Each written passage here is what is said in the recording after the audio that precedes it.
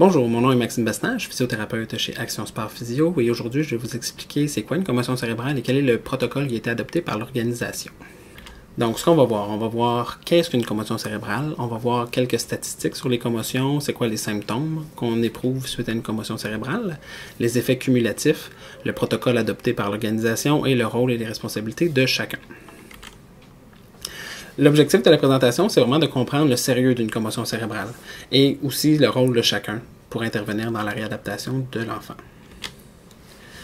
Donc, la commotion cérébrale, je vais commencer une définition, là, je m'excuse pour les termes techniques, mais après, ça ne sera pas toujours comme ça, inquiétez-vous pas. Donc, la commotion dans le sport, c'est défini comme un processus pathophysiologique qui va affecter le cerveau et qui va être induit par des forces biomécaniques traumatiques. Donc, c'est vraiment un choc au corps ou à la tête qui va induire un mouvement du cerveau dans la boîte crânienne. Ça peut causer une perte de conscience ou non. Donc, avant, on disait que si on n'avait pas perdu connaissance, c'était pas une commotion cérébrale. Depuis quelques années, on sait que c'est plus vrai. La raison, une question aussi qu'on me pose souvent, c'est pourquoi est-ce qu'on va passer un scan? Parce que c'est pas un dommage qui est structurel, une commotion cérébrale, c'est plus une perturbation. Il n'y a pas un bris qui se passe dans le cerveau. Le scan, la raison pour laquelle on va en passer, c'est parce qu'on veut être sûr qu'il n'y a pas un saignement. Donc, si quelqu'un souhaite une commotion, il y a des vomissements, ou son état se détériore, le mal de tête augmente ou quoi que ce soit, mais on veut être sûr qu'il n'y a pas un saignement, une hémorragie dans le fond au niveau du cerveau. Donc, c'est pour ça qu'on va l'envoyer passer un scan. Donc, présentement, il n'y a pas vraiment de tests qui sont valides pour pouvoir déterminer est-ce qu'on a une commotion cérébrale ou non. Donc, je ne peux pas l'envoyer, dire un scan, passer une résonance magnétique et dire « Ah oui, il y a eu une commotion cérébrale ». C'est vraiment là, plus avec l'impact et les symptômes qu'on va pouvoir le déterminer.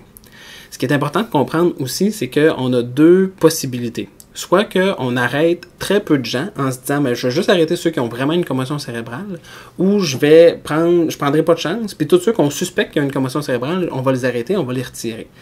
Présentement, c'est ce qu'on fait. On préfère retirer tous les gens qu'on suspecte qu'il y a une commotion cérébrale parce que les effets des commotions cérébrales, si on retourne au jeu, sont vraiment nocifs, puis on va pouvoir le voir un petit peu plus tard aussi dans la présentation.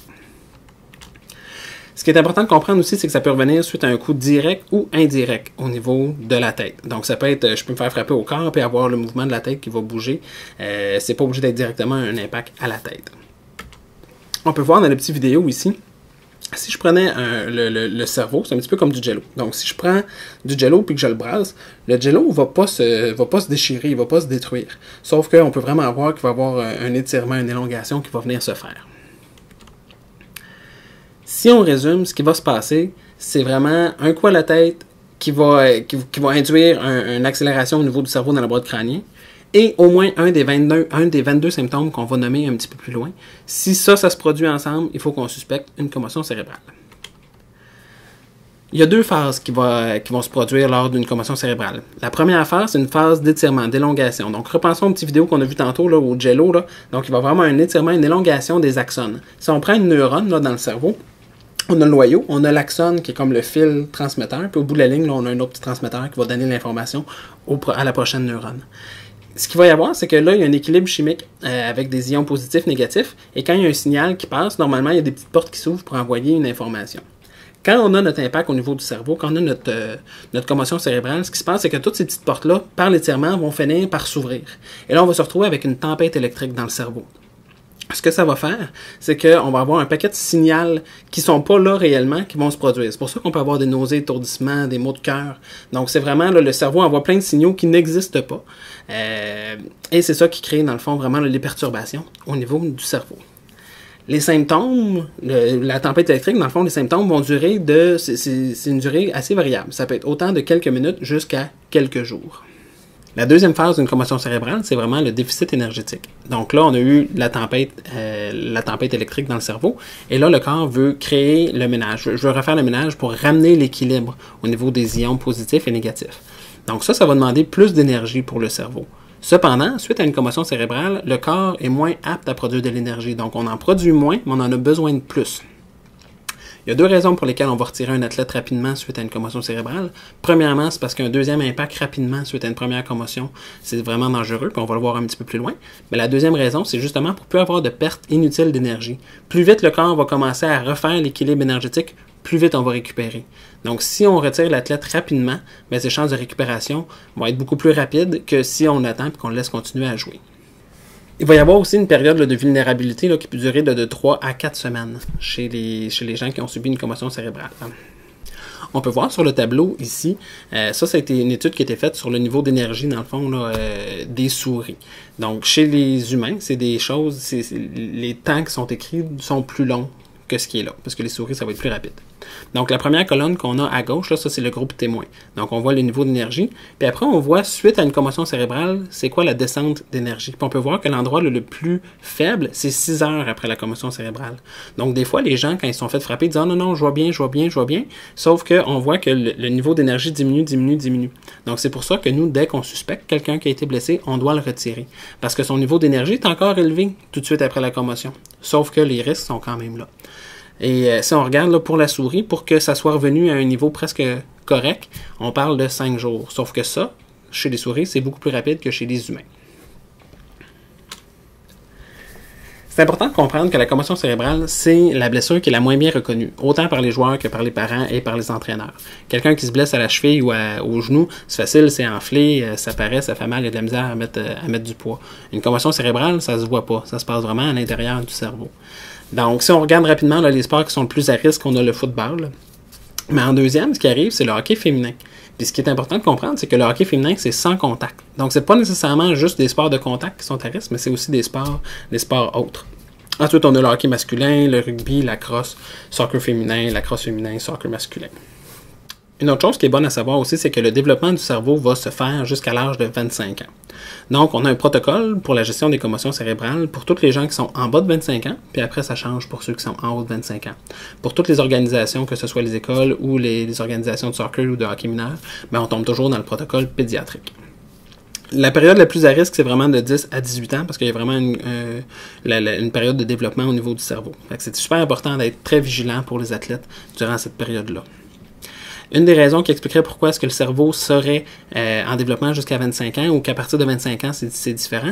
On a, tantôt, quand on voyait l'axone comme le fil conducteur pour l'information au niveau de la neurone, il y a une gaine de myéline. Donc, la gaine de myéline, ce que c'est des petites boules de graisse qui sont là, ce qui fait en sorte que l'information saute par-dessus pour être transmise plus rapidement. On aurait la théorie que cette petite boule de graisse-là ferait un petit peu comme un padding, là, excusez-moi, là, un padding pour faire en sorte d'aider justement à diminuer là, les risques là, de blessures. En termes de petites statistiques, on dit qu'il y a au moins 300 000 commotions annuellement chez les athlètes aux États-Unis. Et il y aurait seulement entre 18 à 50% maximum des gens qui rapportent leurs commotions. Donc les statistiques seraient probablement pires que ça. Et les commotions cérébrales aussi, c'est la deuxième cause de traumatisme crânien chez les 15 à 24 ans. Le premier étant des accidents de voiture. Tantôt, on parlait des symptômes. Je vais vous nommer là, les principaux. Là. Souvent, on va entendre parler là, de maux de tête, nausées, étourdissement. Mais ça peut même être aussi des troubles de sommeil, perte de mémoire, perte d'orientation, une perte de concentration, perte d'attention, perte d'équilibre, irritabilité. Puis là, c'est important. Souvent, les parents me disent « Oui, mais il est toujours irritable. » Sauf que, est-ce que c'est plus irritable qu'à l'habitude? Instabilité de l'humeur, tristesse, anxiété, sensibilité au bruit, sensibilité à la lumière, avoir vu des étoiles, être sonné. Bref, n'importe quel changement, que ce soit cognitif, émotif, au niveau d'un jeune suite à une commotion cérébrale, il faut considérer que c'est un symptôme. Donc, pour résumer, dès qu'un athlète va présenter un de tous les symptômes qu'on vient de nommer, suite à un impact à la tête, il faut suspecter une commotion cérébrale. Les mesures adéquates doivent être appliquées. Même juste pour un petit mal de tête, même juste pour avoir vu des étoiles, puis même si c'est le dernier match de finale. Parce que c'est important de comprendre que nous, qu'on soit dans un match préparatoire, en pratique ou en finale, ce qui est important, c'est le bien de l'athlète. Donc, l'importance du match n'a aucune influence sur les décisions cliniques qu'on va prendre pour savoir si on retire un athlète ou pas. Habituellement, les signes et symptômes d'une commotion vont disparaître dans les 10 à 14 jours suite à la commotion. Cependant, il y a quand même des effets néfastes si on a de plus en plus de commotions cérébrales. On est plus vulnérable aux commotions subséquentes. Les symptômes ont également, quelqu'un qui a eu plusieurs commotions cérébrales, ça a été prouvé que les symptômes sont plus sévères et durent plus longtemps. Et le temps de récupération aussi est plus long. Parce que oui, il y a les symptômes, mais après les symptômes, il faut être sûr de revenir adéquatement à 100% avant de retourner au jeu. Donc les symptômes durent plus longtemps, puis la période de récupération également est plus longue. La clé pour s'assurer de diminuer là, les risques des effets cumulatifs, c'est de s'assurer de récupérer adéquatement entre chaque commotion. C'est moins grave d'avoir 4 commotions en 5 ans si on a récupéré adéquatement entre chaque commotion puis qu'on est sûr qu'on est revenu comme il faut que si on a 2 commotions cérébrales dans le même mois ou dans le même 2 mois. Donc, on veut être sûr que le cerveau a récupéré adéquatement à chaque fois. On va parler du syndrome du second impact. Là. Donc ça, c'est avoir un deuxième impact sur le cerveau quand le cerveau n'est pas encore rétabli. Ce qui va se créer, c'est qu'on va avoir un œdème diffus, une enflure un petit peu au niveau du cerveau, qui va diminuer le contrôle du flux sanguin. Donc, si jamais on a un petit segment et qu'on a un deuxième impact, ce qui arrive, c'est que le corps va avoir de la difficulté à gérer ça. On peut se retrouver avec des séquelles neurologiques qui vont être semblables à un AVC et qui ça peut même entraîner la mort. On a 4 à 6 victimes à chaque année aux États-Unis suite à un syndrome comme ça. Si on regarde sur le tableau ici, on peut voir, dans le fond, il y a 5 colonnes. La première colonne, le groupe contrôle. Donc, on regarde le niveau d'énergie sur des rats. La deuxième colonne, à partir de la gauche, où il y a la ligne bleue qui arrive, dans le fond, ça, c'est suite à un traumatisme crânien léger ou à une commotion cérébrale, on voit le niveau d'énergie. Si on induit une deuxième commotion cérébrale, 5 jours après la première, on peut voir dans la colonne du centre le niveau d'énergie qui est plus bas. La dernière colonne à droite, ça c'est le niveau d'énergie suite à un traumatisme crânien sévère. Mais on peut voir que si on fait une deuxième commotion cérébrale, on donne une deuxième commotion cérébrale à un rat, 3 jours après la première, le niveau d'énergie est plus bas et pire que si on a un traumatisme crânien sévère. Donc, c'est pour ça l'importance de retirer les athlètes et de s'assurer de suivre le protocole adéquatement jusqu'à la récupération complète. Parce que si on revient trop rapidement et qu'on a un deuxième impact sur un cerveau pas rétabli, mais les effets peuvent être pires qu'un traumatisme crânien sévère. Je vais vous montrer ici une petite vidéo de Sidney Crosby qui s'est fait frapper. Vous allez voir, là, il y a le commentateur qui parle en anglais. Mais grosso modo, ce qui se passe, c'est qu'on a le Sidney Crosby qui s'est fait frapper il y a quelques années. Et il s'est fait frapper, il ne regardait pas, s'est fait frapper à la tête. Et est resté, dans le fond, est resté au jeu, puis il a rejoué, dans le fond, le match 4 jours plus tard. Puis il s'est fait refrapper, puis le deuxième impact, là, c'était pas un gros impact, c'est vraiment un impact qui peut survenir très souvent au niveau d'un match de hockey. Et c'est suite à ça qu'il a manqué vraiment une longue période. Ça a pris 3 mois à recommencer à patiner suite à cet impact. Il y a également la loi Rowan qui a passé en Ontario cette année. Je ne sais pas si vous en avez entendu parler. C'est suite au décès d'une joueuse de rugby de 17 ans qui a eu une commotion cérébrale, qui avait des signes et symptômes, qui n'en a pas parlé, puis qui est retournée au jeu, dans le fond, 5 jours plus tard. Suite à un deuxième impact à la tête, elle est tombée dans le coma, puis elle est restée dans le coma quelques semaines, et par la suite, elle est décédée. Donc, ses parents ont fait beaucoup de sensibilisation, et il y a une loi qui a été adoptée, qui implique 3 choses. Premièrement, dans le fond, c'est le retrait d'un athlète qu'on soupçonne ayant subi une commotion cérébrale. Comme on dit, il n'y a aucun test qu'on peut dire pour dire absolument qu'il y a une commotion cérébrale ou non, il n'y en a pas. Donc, on peut juste suspecter des commotions cérébrales. Donc, c'est pour ça que dès qu'on en suspecte une, on doit retirer l'athlète. Deuxième chose, dans le fond, c'est qu'on doit obtenir l'avis d'un professionnel qualifié pour assurer le retour au jeu. Donc, ce qui est important, c'est de s'assurer que la personne qu'on voit connaît, dans le fond, bien les symptômes d'une commotion cérébrale et sait aussi comment les gérer. Les gens, nous, ici, qui voient des commotions cérébrales, on est tous certifiés Complete Concussion Management et on doit suivre une formation, dans le fond, de 30 heures. Et à chaque année, on doit refaire une certification pour s'assurer qu'on est toujours à jour avec les commotions cérébrales. Troisième chose aussi que la loi exige, c'est la formation de tous les joueurs et entraîneurs pour être capable de déceler une commotion cérébrale et les reconnaître pour pouvoir avoir un protocole aussi suite à ça. Donc la bonne nouvelle, c'est que la loi présentement est passée en Ontario et pas passée au Québec, mais si vous êtes en train de regarder cette vidéo-là, c'est parce que l'organisation avec laquelle vous participez tient à cœur, dans le fond, vos athlètes et c'est pour ça, dans le fond, qu'on fait cette éducation présentement. Maintenant, ce qu'on va faire, on va regarder le protocole qui a été adopté. Donc, le protocole, dans le fond, consiste en des étapes subséquentes. Et ce qui est important de comprendre, c'est que ça prend aussi 24 heures entre chaque étape sans aucun symptôme. Donc, si on fait une étape et 20 heures après l'étape, on commence à avoir des symptômes, malheureusement, on ne peut pas passer à l'étape suivante. Et c'est important de suivre chaque étape une par une. On ne peut pas essayer d'en sauter 2, 3 puis dire, bon, mais je vais essayer d'aller voir là si je suis capable. S'il y a des étapes à suivre, c'est pour s'assurer, dans le fond, qu'on donne assez de temps au cerveau à récupérer et qu'on ne va pas drainer notre énergie non plus pour aller en allant trop vite. La priorité aussi, ça va toujours être le retour à l'école avant le retour au sport. Donc, on ne peut pas dire, ouais, ben là, j'ai une commotion cérébrale, fait que je ne peux pas faire mon examen et être en train de pratiquer au hockey. Ça ne marchera pas.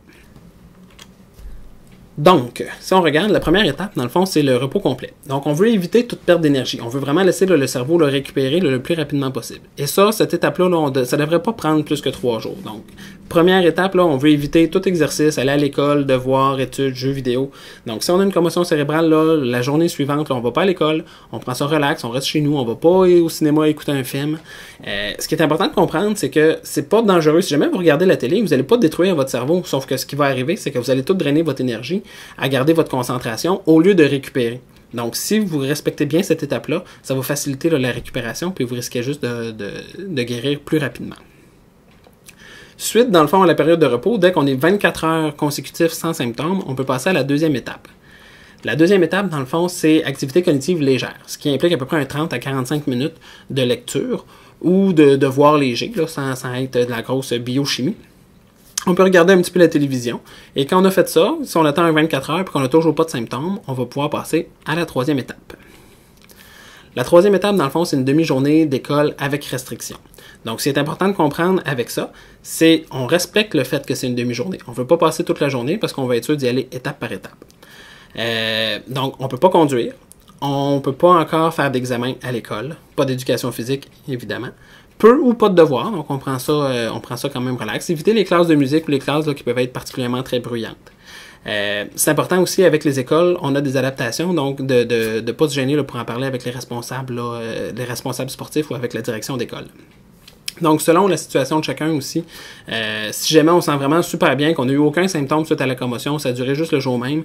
Si jamais on sent super bien et qu'on veut rester pour la journée complète, ce qui est important de comprendre, c'est que si on commence à avoir des symptômes ou qu'on est fatigué, bien, c'est important d'aviser le professeur pour pouvoir sortir de la classe puis quand même se reposer.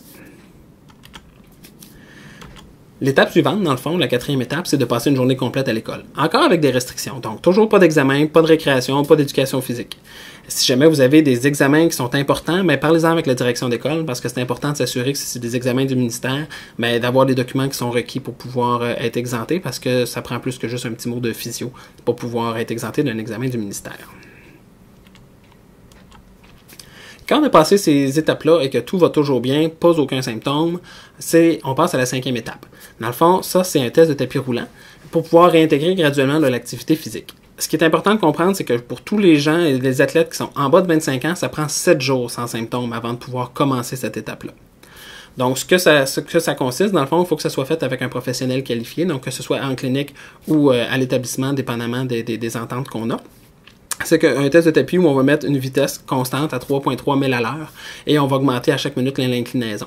Puis on va regarder en même temps, on va monitorer la fréquence cardiaque et on regarde si ça recrée les symptômes. S'il n'y a aucun symptôme qui vont être créés, tant mieux, on a passé le test, on va pouvoir passer aux étapes suivantes. Si jamais on a des symptômes qui commencent, admettons, à 150 battements par minute, bien, on va donner un protocole d'exercice qu'on va pouvoir commencer à 80% de la fréquence cardiaque qui a créé des symptômes pour pouvoir quand même commencer à stimuler. Parce qu'on veut quand même bouger, mais toujours sans aller recréer les symptômes. Donc, ça sera à discuter avec le thérapeute. Quand on a passé cette étape-là, la sixième étape, dans le fond, c'est qu'on peut recommencer à avoir des pratiques sans contact. Donc, première phase, c'est 5 à 10 minutes d'échauffement. On va avoir un 20 à 30 minutes là, d'entraînement. Et c'est de l'entraînement un petit peu plus individuel. Donc, jogging léger, des lancers, des cônes. On peut toujours faire des passes avec quelqu'un. Mais on garde ça quand même là, plus relax. Juste recommencer là, vraiment les activités plus spécifiques au sport pour voir comment ça se passe. Si ça va bien, qu'on est 24 heures sans symptômes, on peut passer à l'étape suivante, qui est une pratique sans contact, mais qui va être un petit peu plus intense. Donc, toujours sans contact, je mets l'emphase là-dessus. On fait notre échauffement régulier. On peut aller jusqu'à 60 minutes d'entraînement. Et là, on peut avoir un partenaire ou ça peut être en petit groupe, des exercices plus spécifiques, revoir les habiletés techniques si jamais c'est un sport de contact, mais revoir là, les techniques là, pour soit frapper au football ou se faire frapper pour comment se protéger. Et dans le fond, là, il faut encore éviter le contact. Donc, si on se retrouve avec des 2 contre 1, des 3 contre 2, des choses comme ça, il n'y a pas de problème. Sauf que si on est dans une situation où on peut avoir un contact, c'est important là, de les éviter. Encore une fois, souvent, je suggère aux entraîneurs d'avoir un chandail de couleurs différentes pour être sûr qu'on soit bien identifié pour ne pas avoir à se faire frapper. La 8e étape, dans le fond, quand ça va bien, c'est important encore une fois pour les gens en bas de 25 ans, c'est minimum 12 jours sans symptômes. Et là, ça s'appelle le protocole de la LNH, le Black Hawk Test. Ce que c'est, dans le fond, c'est vraiment un test où on va vraiment pousser là, la machine. On va avoir des sprints sur le vélo, on va faire des sauts, on va faire des haies, on va faire des sauts en rotation pour vraiment essayer d'aller recréer le plus de situations de match possible pour voir est-ce que le cerveau réagit bien à ce moment-là.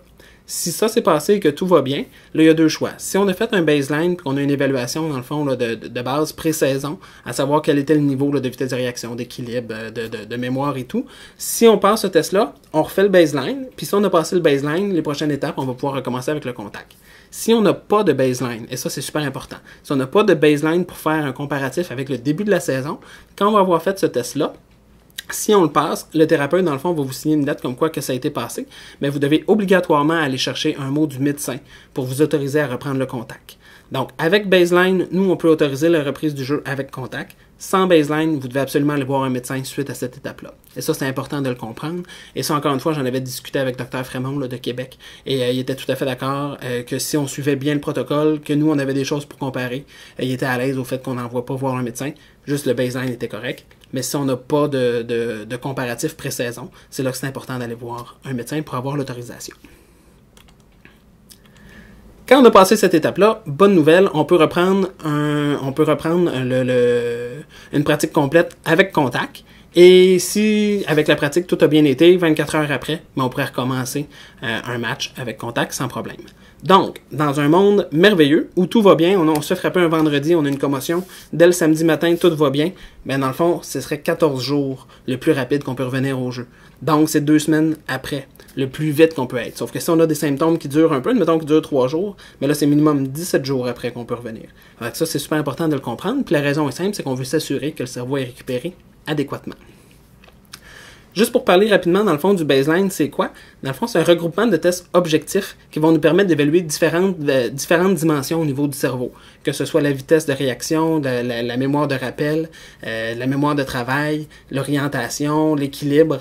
C'est toutes des choses qu'on va faire. Et qui vont nous donner, dans le fond, un paquet de données que nous, on va pouvoir comparer éventuellement dans la saison si jamais on se blesse. Donc, quels sont les rôles et responsabilités de chacun suite à une commotion cérébrale? À la base, l'athlète, c'est très important, c'est de rapporter les signes et symptômes si jamais il se blesse, mais également s'il voit qu'un coéquipier a été blessé. Des fois, dans un match, surtout si on regarde, mettons, au football, il y a beaucoup d'athlètes sur le côté, c'est difficile de faire le suivi avec chacun. Le thérapeute essaye de regarder le match, mais il peut être en train de traiter quelqu'un, faire un taping, donc on voit pas nécessairement qu'est-ce qui se passe. Si vous voyez qu'un de vos coéquipiers a subi un coup à la tête puis que vous trouvez qu'il n'y a pas de l'air normal, c'est important pour vous de le rapporter. C'est vraiment de la protection dans l'équipe, puis c'est vraiment, on parle de la santé du cerveau. Souvent, je dis, si on se blesse à une cheville, puis qu'on retourne, puis qu'on se reblesse, dans le pire des cas, on va boiter pour longtemps ou pour le reste de sa vie. Mais là, on parle du cerveau.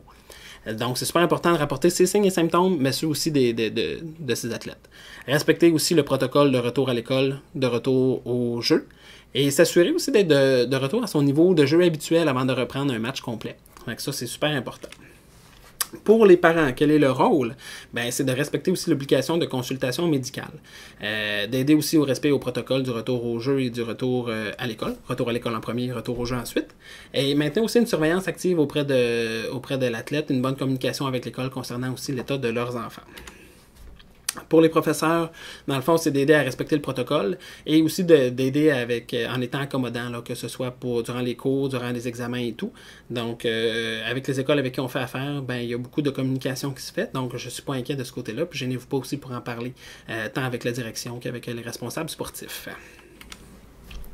Pour les entraîneurs, ben, c'est de voir la santé et la sécurité des athlètes. S'assurer aussi des étapes du suivi des étapes du protocole. S'assurer qu'on est rendu au bon endroit avant de pouvoir commencer. Puis absolument, on a des feuilles aussi de suivi que chaque organisation a différentes. S'assurer aussi que l'athlète est revenu à 100% de ses capacités avant de commencer à réintégrer l'équipe. Et émettre aussi un rapport d'accident. Si jamais il n'y a pas de thérapeutes qui sont sur place, ben c'est de reconnaître les signes de commotion, puis de pouvoir diriger aussi dans la bonne place, puis de pouvoir remplir les rapports d'accident. Pour les différentes organisations, que ce soit les écoles, les clubs de soccer ou de hockey, ben c'est aussi, à la base, c'est d'assurer la sécurité des athlètes. Donc, épauler tout le monde, que ce soit les thérapeutes, les coachs, les athlètes, les parents, pour s'assurer qu'il y a une bonne communication, puis que le message soit le même à tous les niveaux.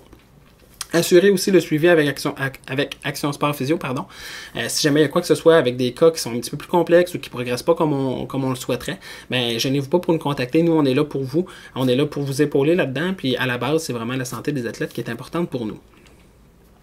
C'est important aussi de savoir qu'avec les écoles et les équipes, on a le tarif préférentiel qui est offert. Donc, c'était juste important de le mentionner là, si vous appelez à la clinique là, pour pouvoir bénéficier du tarif préférentiel. Pour conclure, je vais me permettre d'y aller avec une phrase que j'utilise souvent. C'est qu'une commotion, c'est pas toujours grave, mais c'est toujours sérieux. Sauf que si on la prend en charge adéquatement, ben c'est là qu'on diminue les risques de séquelles puis qu'on va s'assurer de pouvoir profiter de notre sport longtemps. J'espère que ce petit vidéo vous a aidé à comprendre un petit peu plus sur les commotions cérébrales et pour quelles raisons est-ce qu'on va finir par retirer un athlète du jeu. C'est pour sa santé. Merci beaucoup.